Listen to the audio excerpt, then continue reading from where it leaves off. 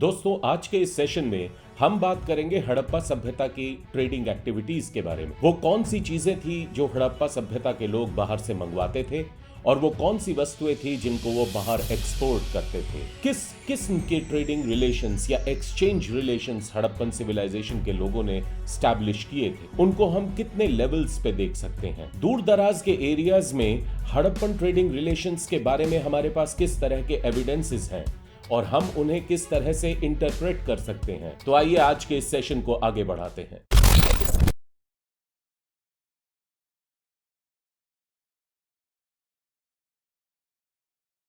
नमस्कार दोस्तों, इतिहास कोश के इस लर्निंग प्लेटफॉर्म पर आपका फिर एक बार बहुत बहुत स्वागत है। जैसा कि इंट्रोडक्शन में कहा गया, आज के इस सेशन में हम लोग बात करेंगे कि किस तरह से हड़प्पा सभ्यता के लोग उन वस्तुओं को हासिल करते थे जिनका यूज वो अपनी क्राफ्ट एक्टिविटीज या जीवन यापन से जुड़ी और दूसरी वस्तुओं के लिए करते थे। मोटे तौर पर कहें तो हम आज हड़प्पन सिविलाइजेशन की बाकी के एरियाज या सिविलाइजेशंस के साथ उनके ट्रेडिंग या एक्सचेंज रिलेशंस के बारे में बात करेंगे। यहां हम एक्सचेंज या विनिमय शब्द का प्रयोग इसलिए कर रहे हैं क्योंकि हमें ठीक ढंग से पता नहीं है कि नेचर ऑफ ट्रेड क्या था। क्या ये ट्रेड कमोडिटीज के बदले कमोडिटीज का ट्रेड था, यानी बार्टर जैसा था। कमोडिटीज के बदले कमोडिटीज का मतलब है किसी भी चीज को दे करके आप कोई दूसरी चीज हासिल करें। दूसरा तरीका यह हो सकता था जैसा कि हम लोग आज के समय में करते हैं,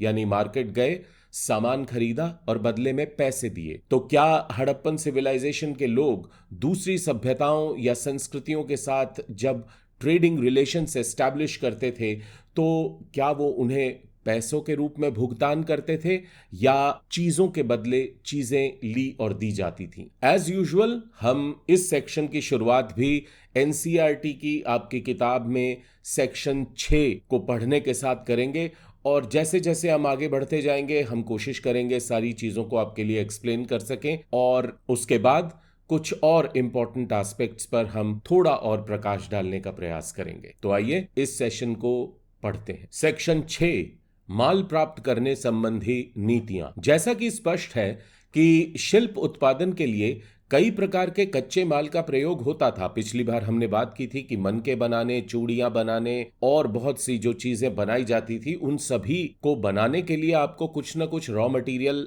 चाहिए होता था और यह जरूरी नहीं था कि जिस तरह का रॉ मटेरियल आपको चाहिए वो हड़प्पा सभ्यता के शहरों में नॉर्मली उपलब्ध हो। तो ऐसी सिचुएशन में इन सभी चीजों को बाहर के एरियाज से मंगाना जरूरी था। हालांकि कुछ जैसे कि मिट्टी स्थानीय स्तर पे उपलब्ध थे, कुछ अन्य जैसे पत्थर, लकड़ी तथा धातु जलोढ़क मैदान के बाहर के क्षेत्रों से मंगाने पड़ते थे। यानी कुछ नॉर्मली मिट्टी हर जगह अवेलेबल होती है और मिट्टी से ही हम टेराकोटा को प्रिपेयर कर सकते हैं।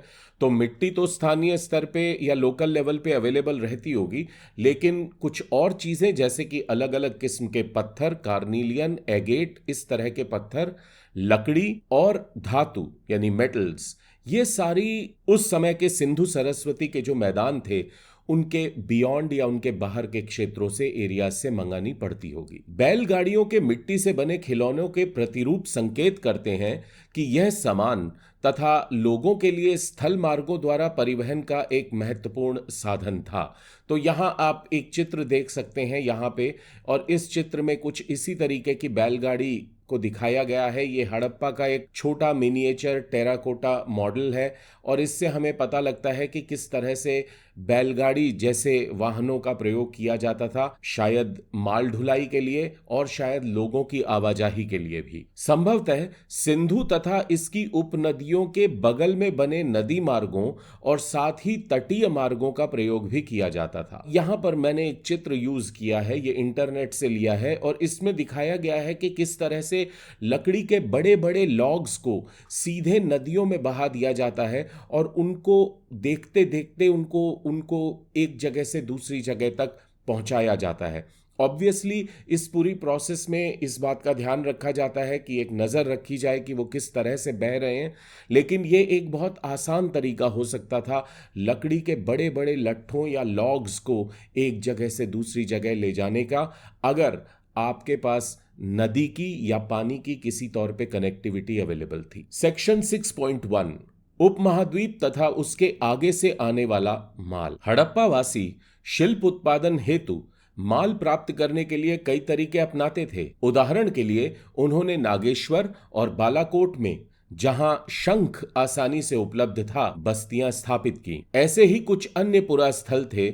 सुदूर अफगानिस्तान में शॉर्टुघई, जो अत्यंत कीमती माने जाने वाले नीले रंग के पत्थर लाजवर्द मणि, जिसे अंग्रेजी में लैपिस लाजुली कहा जाता है, के सबसे अच्छे स्रोत के निकट स्थित था, तथा लोथल, जो कार्निलियन गुजरात में भड़ौच के एरिया से प्राप्त होता था, सेलखड़ी स्टीटाइट, जो दक्षिणी राजस्थान तथा उत्तरी गुजरात से प्राप्त होता था, और धातु, जो राजस्थान से प्राप्त होती थी, के स्रोतों के निकट स्थित था। तो हम ये देखते हैं कि बहुत स्ट्रैटेजिक तरीके से क्राफ्ट रिलेटेड साइट्स को एस्टैब्लिश किया जा रहा था।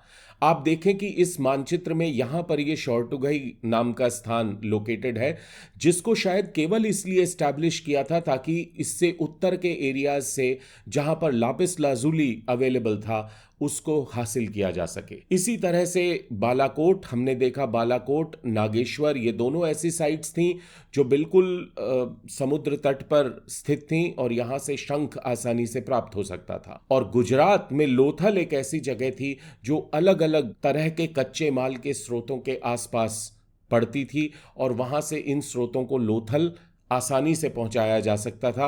पिछली बार हमने देखा था कि चान्हूदड़ो, जो एक बहुत महत्वपूर्ण क्राफ्ट साइट थी, वो भी इसी अंचल यानी सिंध के एरिया में अवेलेबल थी और गुजरात से बहुत ज्यादा दूर नहीं है। कच्चा माल प्राप्त करने की एक अन्य नीति थी राजस्थान के खेतड़ी अंचल तांबे के लिए तथा दक्षिण भारत सोने के लिए जैसे क्षेत्रों में अभियान भेजना। तो राजस्थान में जो खेतड़ी अंचल है, उसमें जैसा कि अगर हम आगे पढ़ेंगे गणेश्वर जोधपुरा कल्चर है, तो आप ये देख सकते हैं कि हड़प्पा निवासी जो थे वो अलग अलग सबकॉन्टिनेंट के एरियाज से संपर्क साध रहे थे ताकि वहां के जो भी कच्चे माल हैं जो उनके लिए यूजफुल थे, उनको हासिल किया जा सके। इन अभियानों के माध्यम से स्थानीय समुदायों के साथ संपर्क स्थापित किया जाता था। इन इलाकों में यदा कदा मिलने वाली हड़प्पाई वस्तुएं ऐसे संपर्कों की संकेतक हैं। यानी इन एरियाज में जो हड़प्पा की वस्तुएं मिली हैं, जैसे कि गणेश्वर जोधपुरा गणेश्वर संस्कृति का एरिया है, उदयपुर के क्षेत्र में आहड़ संस्कृति थी, यहां से भी माना जाता है कि कुछ ट्रेडिंग रिलेशंस इन हड़प्पा के लोगों के रहे होंगे। और दक्षिण भारत, जहां से निश्चित रूप से सोना प्राप्त किया जाता होगा, उन जगहों पर जहां जहां भी हड़प्पा से संबंधित वस्तुएं मिली हैं, वो इंडिकेटर हैं। संकेतक का मतलब होता है वो ये इंडिकेट कर रही हैं कि इन एरियाज के साथ हड़प्पन सिविलाइजेशन के जो एरियाज थे उनके संपर्क थे। खेतड़ी क्षेत्र में मिले साक्ष्यों को पुरातत्वविदों ने गणेश्वर जोधपुरा संस्कृति का नाम दिया है। इस संस्कृति के विशिष्ट मृदभांड हड़प्पाई मृदभांडों से भिन्न थे तथा यहां तांबे की वस्तुओं की असाधारण संपदा मिली थी। ऐसा संभव है कि इस क्षेत्र के निवासी हड़प्पा सभ्यता के लोगों को तांबा भेजते थे।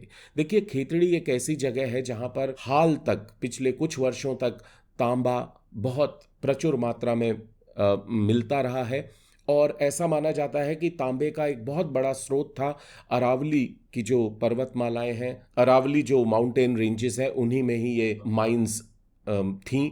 और हम ये मान सकते हैं कि इस पूरे खेतड़ी के एरिया से हड़प्पन सिविलाइजेशन के लोग किसी न किसी रूप में तांबा हासिल करते थे। यहां यह भी समझना महत्वपूर्ण है कि जोधपुरा गणेश्वर संस्कृति यानी जोधपुरा गणेश्वर कल्चर जो है वो एक प्रीडोमिनेंटली कॉपर यूजिंग कल्चर था, लेकिन यह हड़प्पा सभ्यता से अलग था। और ऐसा मानने का एक कारण आपकी किताब में दिया है कि यहाँ के जो स्पेसिफिक इस संस्कृति के जो मिट्टी के बर्तन थे, उनके डिज़ाइन, उनके फैब्रिक, उनका स्वरूप जो था वो हड़प्पा सभ्यता के मिट्टी के बर्तनों से बिल्कुल अलग था। और जैसा कि मैंने पहले भी आपसे कहा है कि पुरातत्वविद आमतौर पे संस्कृतियों को एक दूसरे से अलग साबित करने के लिए अलग अलग किस्म के मृदभांडों का प्रयोग जो वहाँ किया जाता था उसका यूज़ करते हैं।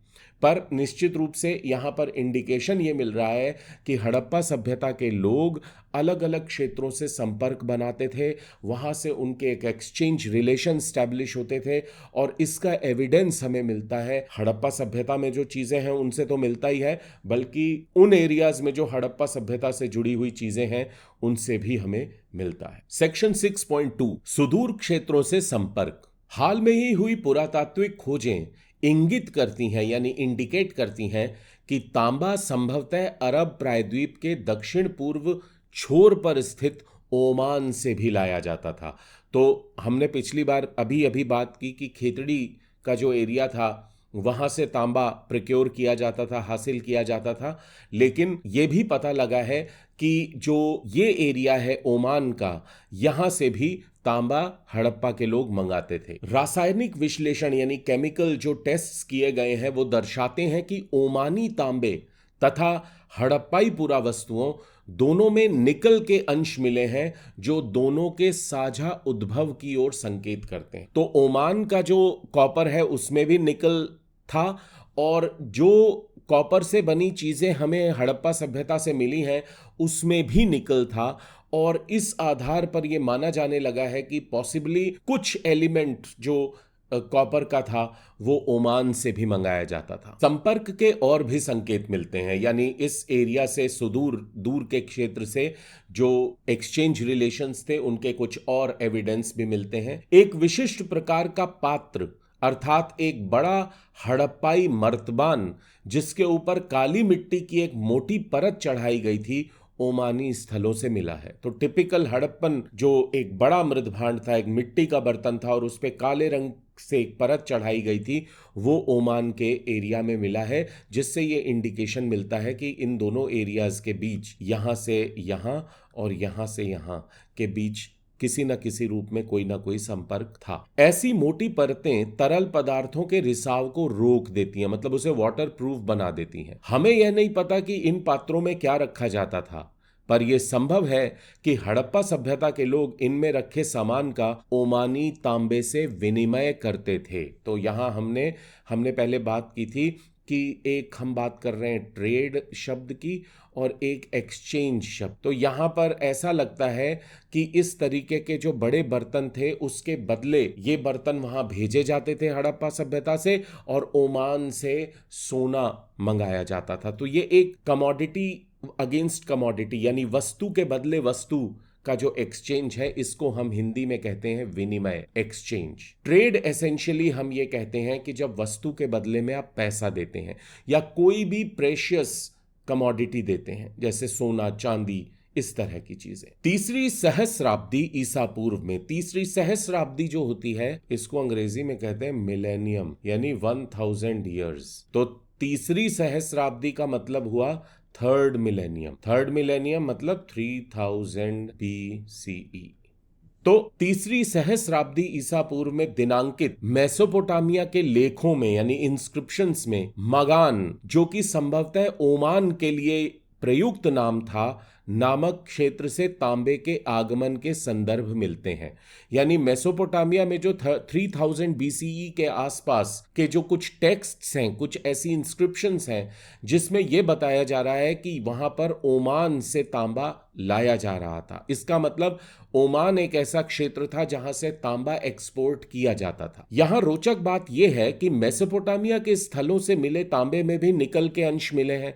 तो निकल के अंश इस पूरे एरिया में मिलने वाले तांबे के एविडेंसेस में पाए गए हैं और इससे ये इंडिकेशन मिलता है कि ओमान का जो तांबा था ये पूरे एरियाज में डिस्ट्रीब्यूशन इसका होता था, इसका एक्सचेंज प्रोसेसेस या विनिमय या ट्रेडिंग में इसका एक महत्वपूर्ण हिस्सा था। लंबी दूरी के संपर्कों की संकेत करने वाली अन्य पुरातात्विक खोजों में हड़प्पाई मोहरें, बाट, पासे तथा मनके शामिल हैं। तो ये सारी चीजें हमें हड़प्पा सभ्यता के बाहर के एरियाज से भी मिली हैं, दूर दराज के एरियाज से मिली हैं, कहें तो मेसोपोटामिया से भी मिली हैं और इसलिए ये क्लियर इंडिकेशन है कि हड़प्पा सभ्यता और मेसोपोटामिया के बीच गहरे व्यापारिक संबंध थे। इस संदर्भ में यह देखना महत्वपूर्ण है कि मेसोपोटामिया के लेख यानी मेसोपोटामिया, चूंकि मेसोपोटामिया की लिपि को पढ़ा गया है और इसलिए बहुत कुछ ऐसा पता लग जाता है मेसोपोटामिया की सभ्यता के बारे में, मेसोपोटामिया के उस समय के बाकी संस्कृतियों और सभ्यता से कैसे संबंध थे, इस बारे में हमें मेसोपोटामिया के सोर्सेज ज्यादा जानकारी दे पाते हैं क्योंकि वहां की लिपि को पढ़ा जा चुका है। और इसलिए वहां पर जो भी इंस्क्रिप्शंस मिली हैं इस समय की, उनको पढ़ने के आधार पर बहुत सी ऐसी जानकारी हमें मिल जाती है जो कि हड़प्पा सभ्यता या और ऐसी सभ्यताओं के बारे में नहीं मिल पाती है जिनकी लिपि को, जिनकी स्क्रिप्ट को अभी तक पढ़ा नहीं जा सका है। तो मेसोपोटामिया की जो इंस्क्रिप्शंस या जो टेक्स्ट हैं वो ये बताते हैं कि दिलमुन जो कि बहरीन का क्षेत्र है, आप देखें ये बहरीन है, दिलमुन मागान ओमान का एरिया तथा मेलुहा, अब मेलुहा जो है वो हड़प्पा सभ्यता के लिए यूज किया जाता था। तो दिलमुन, मागान तथा मेलुहा संभवतः हड़प्पाई क्षेत्र के लिए प्रयुक्त शब्द नामक क्षेत्रों से संपर्क की जानकारी मिलती है। तो मेसोपोटामिया के जो टेक्स्ट हैं उनसे ये पता लग रहा है कि बहरीन यानी जो दिलमुन है, मागान यानी जो ओमान का एरिया है, और मेलुहा जो हड़प्पा सभ्यता का रीजन है, इन सभी रीजन्स के मेसोपोटामिया के साथ गहरे व्यापारिक संबंध थे। और जो टेक्स्ट है वो ये कहता है कि इन जगहों के आने वाले जहाज जो हैं वो मेसोपोटामिया के बंदरगाहों में हमेशा दिखाई देते हैं, वहां पर आवाजाही उनकी बड़े पैमाने पर दिखाई देती है। यह लेख मेलुहा से प्राप्त निम्नलिखित उत्पादों का उल्लेख करते हैं। तो ये इंस्क्रिप्शंस जो हैं वो ये बताती हैं कि कौन सी ऐसी चीजें थी जो मेलुहा यानी हड़प्पा सभ्यता से मेसोपोटामिया में लाई जाती थी। कार्निलियन, वो पत्थर जो बहुत महत्वपूर्ण था, बहुत सुंदर था, हड़प्पा सभ्यता की सबसे सुंदर मन के बीड्स इसी पत्थर से बनाए गए थे।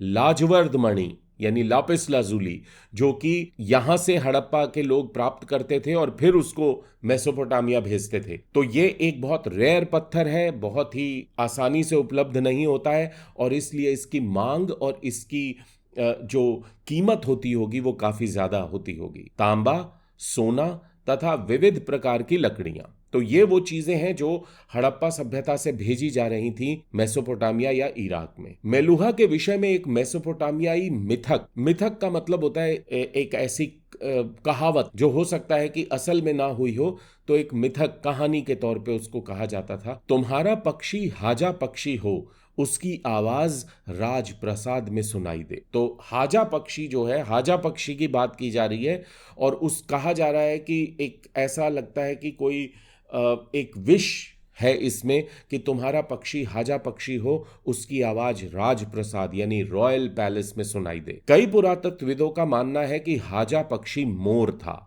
और अगर ये मोर था तो इस बात में कोई संदेह नहीं है कि पिकॉक्स या मोर को भी हड़प्पा सभ्यता से मेसोपोटामिया भेजा जाता होगा। क्या यह नाम उसे अपनी आवाज से मिला था?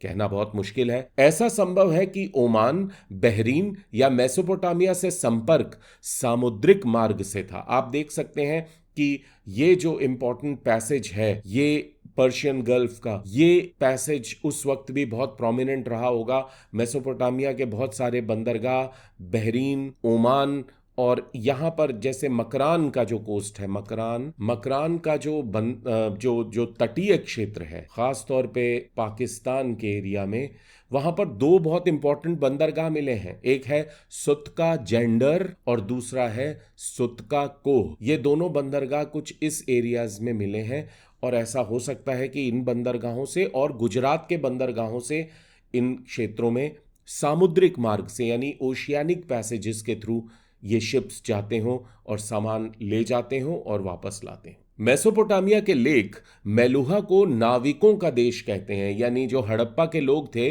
वो इतने एफिशिएंट सेलर्स रहे होंगे कि मेसोपोटामिया में उनको इस पूरे क्षेत्र को नाविकों का देश कहा जाता था। इसके अतिरिक्त हम मोहरों पर जहाजों तथा नावों के चित्रांकन पाते हैं, हम इसकी बात करेंगे। तो मोटे तौर पर अगर हम देखें तो ये एक ब्रॉड हमें अंडरस्टैंडिंग मिलती है कि किस तरह के ट्रेडिंग रिलेशंस एस्टैब्लिश किए जा रहे थे, कहां कहां पर वो ट्रेडिंग रिलेशंस एस्टैब्लिश किए जा रहे थे। अगर हम इसको थोड़ा सा और बेहतर ढंग से असेस करने की कोशिश करें तो हमें एक दो चीजें बहुत क्लियर पता लग सकती हैं। पहली बात यह है कि जब हम एक्सचेंज प्रोसेसेस की बात करते हैं, यानी विनिमय या ट्रेड यानी व्यापार। तो हम मोटे तौर पर हड़प्पा सभ्यता के व्यापार या विनिमय की जो पूरी प्रोसेस थी उसको 3 हिस्सों में देख सकते हैं। पहला था जो कि हड़प्पा सभ्यता के अंदर अंदर था। इसका मतलब हड़प्पा के जो शहर थे, बड़े शहर, उनका ग्रामीण अंचलों से। इसका मतलब यह है, हमने पहले भी पढ़ा था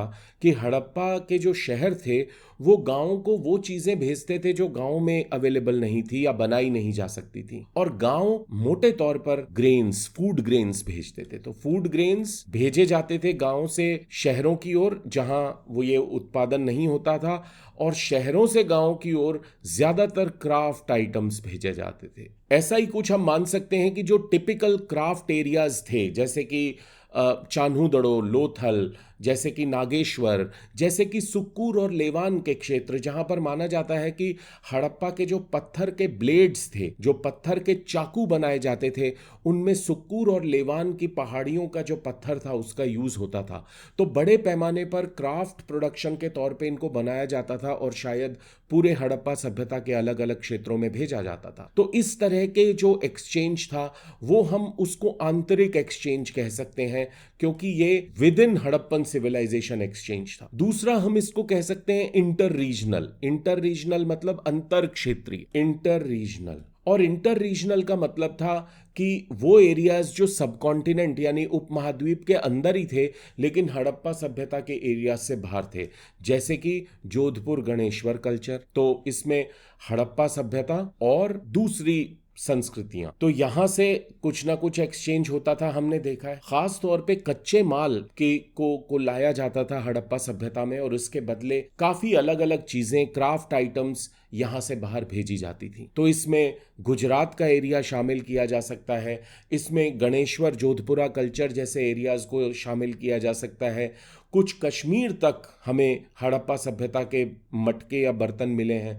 तो माना जा सकता है कि इस तरह के एरियाज से दक्षिण भारत में, जहां से शायद सोना हासिल किया जाता था, और इसके अलावा अफगानिस्तान वगैरह का जो एरिया है, जो सब कॉन्टिनेंट का हिस्सा है, वहां से भी काफी चीजें हासिल की जाती होंगी, और वहां भी दूसरी वस्तुएं हड़प्पा सभ्यता की भेजी जाती होंगी। और जो तीसरा लेवल है उसको हम कह सकते हैं, जिसको मोटे तौर पर हम कहेंगे फॉरेन ट्रेड। फॉरेन ट्रेड में यह आ गया कि भाई मेलुहा के जो रिलेशंस हैं दिलमुन से, मागान से, मेसोपोटामिया से, इन सभी को जिनको हमने अभी डिटेल में देखा था। तो ये 3 लेवल्स पे आप समझ सकते हैं कि जो एक्सचेंज प्रोसेसेस थी वो चल रही थी। अभी हमने बात की थी कुछ सील्स की, कुछ ऐसे चीज़ों की जो हमें रेफरेंसेस मिलते हैं। देखिए 2 तरीके की सील्स हैं आमतौर पर। जो हड़प्पा सभ्यता की सील्स थी, जो मोहरें थी, या तो वो स्क्वायर फॉर्म में होती थी या वो रेक्टेंगल के फॉर्म में होती थी। लेकिन यहां हमें हड़प्पा सभ्यता से जुड़ी हुई कई ऐसी सील्स मिली हैं जो हड़प्पा सभ्यता की शैली में नहीं थी। इनमें हम ये मान सकते हैं कि एक सिलेंड्रिकल यानी गोलाकार मोहरें, ये टिपिकली मेसोपोटामिया की थी, और ऐसी कुछ मोहरें जो हैं वो हड़प्पा सभ्यता या मोहनजोदड़ो, जैसे कि ये एक टेराकोटा एमुलेट मिला है मोहनजोदड़ो से, और इसमें एक शिप का डिजाइन है। हम शिप्स के बारे में बात कर रहे थे, और आप देखेंगे कि ये शिप का एक डिजाइन है। ये असल में इस तरह से एक जिसको कहें कि त्रिकोणीय ये है। अगर आप इसको साइडवेज करके यहां से देखेंगे तो आपको कुछ इस तरीके का, तो इस सरफेस पर एक चित्र है, इस सरफेस पे एक और दूसरा चित्र है, और यहां पे तीसरा चित्र है। तो इनमें से एक जो सरफेस है उस पर ये शिप का चित्र है या उकेरा गया है, और इसमें बीच में एक केबिन किस्म का बना हुआ है।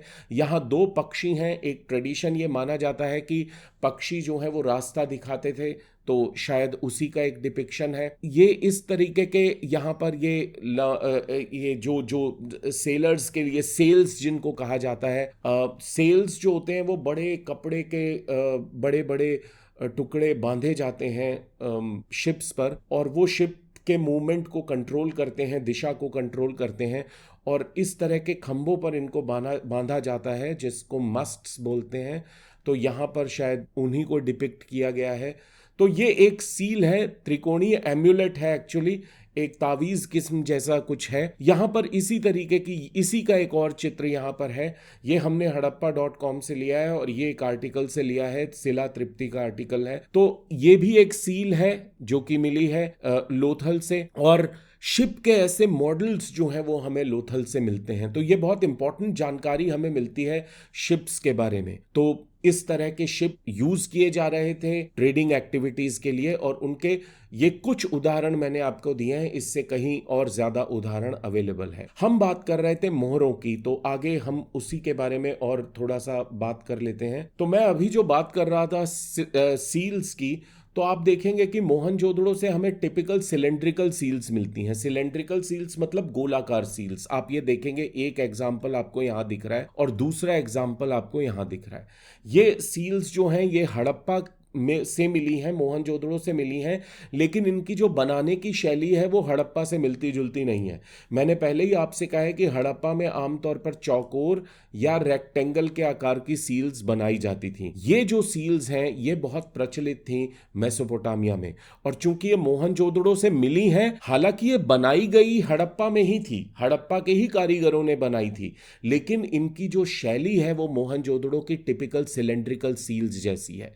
और इसीलिए ये माना जाता है कि ये सील्स भी एक लेवल पे हमें इंडिकेशन देती हैं कि इन क्षेत्रों के बीच में आपस में संबंध थे। हड़प्पा की कुछ मोहरें हमें अलग अलग मेसोपोटामिया के शहरों से मिली हैं, तो ये बात और पुख्ता हो जाती है। ये सिलेंड्रिकल सील्स जो हैं, इनके ये छापे अगर आप देखें तो आपको पता लगेगा कि आजकल के समय में एक तो बिल्कुल चौकोर मोहरें होती हैं, हम सीधा उसको स्टैंप करते हैं। कभी कभी इस तरह की मोहरें होती हैं जिनको हम रोल करते हैं। तो जब इस तरीके की सिलेंड्रिकल सील्स के छापे लगाने होते थे तो इनको रोल किया जाता था किसी गीली मिट्टी पर या जिस पर भी इसको छापा देना होता था। इसीलिए आप देखेंगे कि ये आकृतियां रिपीट हो रही हैं, क्योंकि ये इसको रोल किया जा रहा है, तो एक सर्कल पूरा होने के बाद वही आकृति वापस रिपीट हो रही है। इसी तरह की ये एक सील है, ये छापा है इस सील का, और इसमें देखेंगे कि यहाँ पर एक गॉडेस है, दो वॉरियर्स हैं जो एक दूसरे की ओर भाले ताने हुए हैं और दोनों ने एक एक हाथ गॉडेस का पकड़ा हुआ है। बीच में ऐसा लग रहा है कि इस गॉडेस के साथ एक एनिमल को दिखाया जा रहा है जो कि शायद उनके शरीर से उत्पन्न हो रहा है या कुछ इस तरीके का एक इंडिकेशन है, और उसके बाद चूंकि रोल ओवर हो रहा है तो यही वाली इमेज वापस यहां दिखाई दे रही है। तो इस तरीके की सिलेंड्रिकल सील्स जो हैं उसके रेफरेंसेस या उदाहरण हमें मेसोपोटामिया की जो सील्स थी उनके मोहनजोदड़ो और दूसरे हड़प्पा क्षेत्रों से मिलते हैं। इसी तरह से जो गल्फ का क्षेत्र था वहां पर राउंड यानी सर्कुलर सील्स का प्रचलन, तो ऐसी सील्स भी हमें हड़प्पा सभ्यता से यदा कदा मिलती हैं जो इन पूरे क्षेत्रों की ओर इनके संबंध को दिखाती हैं, इनके आपसी ट्रेडिंग रिलेशंस की ओर इंडिकेशन देती हैं। तो आज के इस सेशन में हमने एक ब्रॉड पर्सपेक्टिव लेने की कोशिश की है कि किस तरह के ट्रेडिंग रिलेशंस जो थे वो हड़प्पा के निवासियों ने एस्टैब्लिश किए उस समय के अलग अलग संस्कृतियों से जो पास थीं या दूर थीं। अगले सेशन में हम कुछ और इंपॉर्टेंट एस्पेक्ट्स की बात करेंगे। तो दोस्तों, आज के इस सेशन को हम यहीं विराम देते हैं। हड़प्पा सभ्यता के कई इंपॉर्टेंट एस्पेक्ट्स को हम लोग डिस्कस कर चुके हैं और कई और बहुत इंपॉर्टेंट एस्पेक्ट्स को आने वाले दिनों में डिस्कस करेंगे। तो बहुत जल्दी आपके साथ फिर एक नया सेशन लेकर उपस्थित होने का प्रयास करेंगे। तब तक के लिए आज्ञा दीजिए, कमेंट्स कीजिए, जो भी क्वेश्चंस हैं वो पूछिए, जो और ऐसे विषय हैं जिन पर आप जानकारी चाहते हैं या डिस्कशंस चाहते हैं वो आप कमेंट सेक्शन में लिखें। मैं चाहता हूं कि आप और ज़्यादा इस प्लेटफॉर्म के साथ एंगेज करें, एक वार्ता स्थापित करें, ताकि एक दिशा निश्चित हो पाए कि आप लोगों की रिक्वायरमेंट्स क्या हैं और उस तरह से हम और आपके लिए मटेरियल यहाँ पर अपलोड कर सकें। तो आज के लिए बस इतना ही। Thank you so much and God bless you all.